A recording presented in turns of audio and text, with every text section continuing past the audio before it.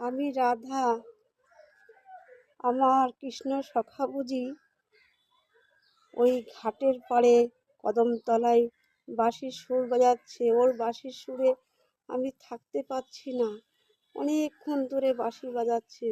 যাই, ঘাটে জল আনার নাম করে আমি একটু কৃষ্ণ সখার সাথে একটু দেখা করে আসি। যাই আমি, না হলে তো আমি কৃষ্ণ সখার সাথে দেখা করতে পারবো না।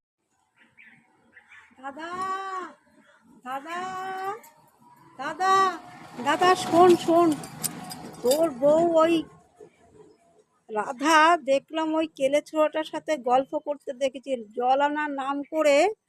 ওই আমার নামও জটিলা, ওর পেছনে তককে তককে থাকবো কার সাথে গল্প করে। আমি নিজের চোখে দেখে আসলাম দাদা, ওই কেলে ছোড়াটার সাথে গল্প করছে, আমি নিজের চোখে দেখে আসলাম। রাধা, রাধা, তুমি কোথায়? আমি এখানে বসে আছি। এই তো আমি এসে গেছি সখা, আমি এসে গেছি। নিধু বনে তুমি আমার জন্য অপেক্ষা করছো, তোমার বাঁশির টানে আমি এসে গেছি। আমি তোমার বাঁশির টানে আমার মন যে আকুলি বিকুলি করে, আমি যে থাকতে পারি না সখা, আমি যে থাকতে পারি না।